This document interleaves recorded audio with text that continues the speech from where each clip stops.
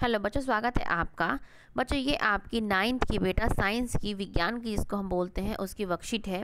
Worksheet की जो बच्चे संख्या है, कार्यपत्रक जिसको हम हिंदी में बोलते हैं, उसकी संख्या है 65 और जो हमारा जो तिथि है, जो हमारी डेट है, वो है 9 दिसंबर 2020। इसमें बच्चों जो हमारा जो हमारा नया जो चैप्टर शुरू हुआ है वो है कार्य तथा ऊर्जा। इसमें आज हम बल द्वारा किया गया कार्य के बारे में डिस्कशन करेंगे और समझेंगे। हमेशा की तरह जिज्ञासा दीदी से फिर क्वेश्चन पूछता है कि हम कब कहते हैं कि एक बल द्वारा कुछ कार्य हुआ है, कि उसने कहा कि हम कब कहते हैं कि बल द्वारा कुछ काम हुआ है।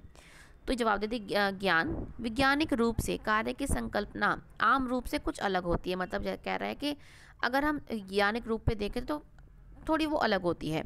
यदि एक बल के लगने पर किसी वस्तु की विराम अवस्था अथवा गति की अवस्था में परिवर्तन आता है तो हम कहते हैं कि उस बल द्वारा कुछ कार्य हुआ है। क्या है मतलब, अगर कोई वस्तु क्या है विराम अवस्था से गति में आ जाती है, या गति से कोई जो वस्तु है वो विराम अवस्था में आ जाती है, तो हम कहते हैं कि बल द्वारा क्या है कुछ कार्य हुआ है। इसलिए पढ़ना, लिखना, सोचना, बातें करना वैज्ञानिक रूप से कार्य की श्रेणी में नहीं आता, क्योंकि इसमें क्या है, कोई चीज़ क्या है एक जगह से हिल नहीं रही है, कोई रुक नहीं रही है। इसलिए पढ़ना, लिखना, सोचना ये मतलब वैज्ञानिक रूप से क्या है कार्य की श्रेणी में नहीं आता। एक निहित बल द्वारा कार्य होने की परिस्थितियां हैं। मतलब हम कब कहेंगे कुछ कार्य हुआ है, उसकी दो परिस्थितियां। पहला, वस्तु पर कोई बल लगना चाहिए, वस्तु पर क्या है कोई ना कोई बल लगना चाहिए, तब हम मानेंगे कि कोई कार्य हुआ है। दूसरा क्या है, वस्तु विस्थापित होनी चाहिए, कोई वस्तु क्या है अपनी जगह से क्या है वो हिलनी चाहिए, तब हम मानेंगे कार्य हुआ है।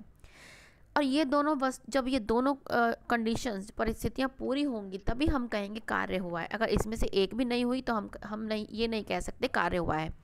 क्या लिखा है कि यदि इनमें से कोई भी परिस्थिति पूरी नहीं होती तो कार्य नहीं होता। ठीक है, तो क्या है दोनों ही परिस्थितियां किसी भी कार्य करने के लिए होनी चाहिए। पहला क्या है, वस्तु पर कोई ना कोई बल लगना चाहिए। दूसरा, वस्तु क्या है विस्थापित होनी चाहिए, जब भी हम कहेंगे कोई कार्य हुआ है। तो बच्चों ये क्या है याद रखना।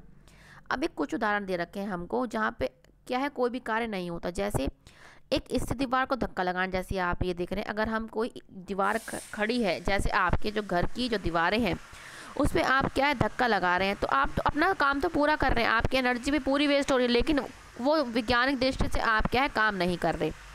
दूसरा, एक विद्यार्थी अपना बस्ता के साथ एक स्थान पर खड़ा है, जैसे क्या है खड़ा है तो भी क्या है कोई कार्य नहीं हो रहा, लेकिन उसकी एनर्जी तो वेस्ट हो रही है, लेकिन नहीं वैज्ञानिक रूप से क्या है कोई काम नहीं हो रहा। सिनेमा हॉल में बात इत्यादि करना में भी कोई भी कार्य नहीं होना। ठीक है, तो कार्य होने के लिए क्या है दो शर्तें थी, क्या वस्तु पर बल लगना, यहाँ पे कोई नहीं हो रहा, और वस्तु विस्थापित होनी चाहिए।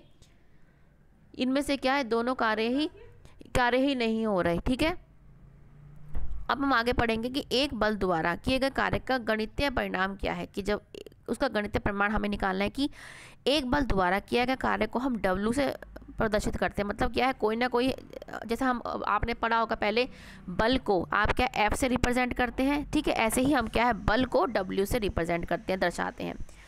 एक बल द्वारा किए गए कार्य को का परिणाम वस्तु पर लगे बल और उस पर विस्थापन द्वारा प्रदर्शित किया जाता है, जो बल के विस्थापन के गुणनफल के बराबर होता है। मतलब क्या है कोई भी कार्य अगर हम कर रहे हैं तो कितना बल लग रहा है, और उसको क्या है उससे क्या है उसके परिणाम को क्या है विस्थापन से मल्टीप्लाई कर देते हैं। मतलब W क्या है हमारा F, क्योंकि बल F है, और विस्थापन माने S, मतलब कितनी दूरी वो चला। तो ये क्या है वर्क डन का फॉर्मूला है, ये याद रखना।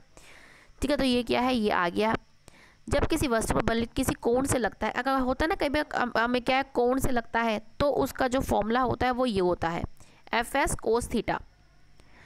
यह एक अदिश राशि है जिसमें परिणाम होता है। इसमें क्या एक अदिश राशि जिसको आप स्केलर क्वांटिटी बोलते हैं, इसमें सिर्फ क्या है एक परिणाम होता है। मतलब परिणाम मतलब क्या, इसमें कोई सिर्फ एक मैथमेटिकली क्वांटिटी होती है, इसमें कोई दिशा नहीं होती, क्योंकि कोई सी भी दिशा, इसका कोई दिशा नहीं होती कौन सी दिशा में है, दक्षिण दिशा में इतना काम हो रहा है, उत्तर दिशा में इतना काम हो रहा है, ऐसा कुछ नहीं होता।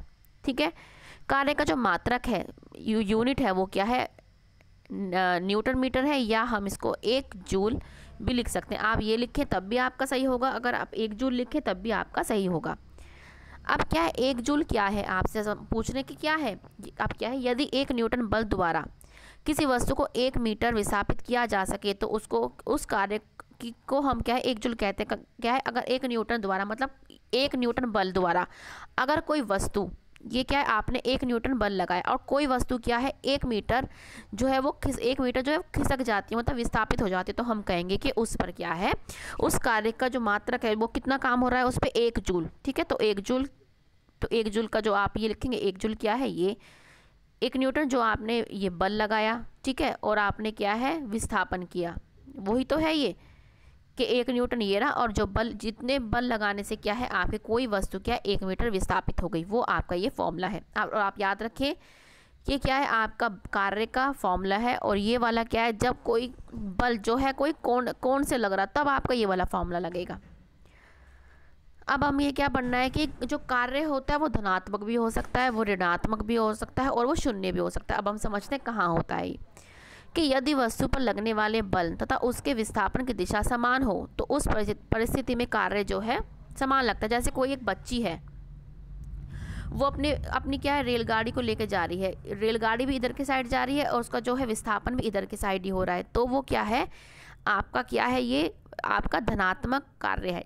ये आपका लिखा भी है कि एक बच्चा का खिलौने को खींचना, ये क्या है, एक बच्चा क्या खिलौना खींच रहा है, ये क्या है आपका धनात्मक कार्य। और एक चुंबक का लोहे को अपनी ओर खींचना, जो आपका चुंबक होता है वो क्या लोहे को अपनी ओर खींचती है, वो भी क्या है धनात्मक कार्य का एग्जाम्पल है। अब क्या, यदि वस्तु पर लगने वाला बल तथा उसके विस्थापन की, अगर क्या है अब वस्तु पर लगने वाला बल और वस्तु का विस्थापन अलग अलग दिशा में होता है, विपरीत दिशा में होता है, तो उसको हम ऋणात्मक कार्य बोलते हैं। जैसे एक चलती हुई कार में ब्रेक लगाना, जब क्या आप एक चलती हुई कार में जब चलती हुई कार में क्या ब्रेक लगाते हैं तो क्या उनकी दिशा और जो ब्रेक लगना है अपोजिट साइड में होता है, ये भी क्या है एक आपका ऋणात्मक है। या एक गोलकीपर द्वारा फुटबॉल को रोकना, ये भी क्या है आपका, क्योंकि क्या है उसमें विस्थापन दूसरी साइड लग रहा है और फोर्स क्या है दूसरी साइड लग रहा है, ये भी क्या है आपका ऋणात्मक जो है कार्य का एग्जाम्पल है। अब है शून्य के, एक बल द्वारा किया गया कार्य शून्य तब कहलाता है जब यदि बल द्वारा वस्तु की अवस्था में कोई परिवर्तन नहीं होता,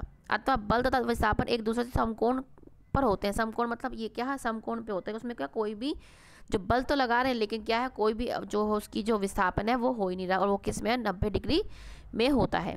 जैसे पृथ्वी के चारों ओर चक्कर लगाता एक उपग्रह कुल्ली के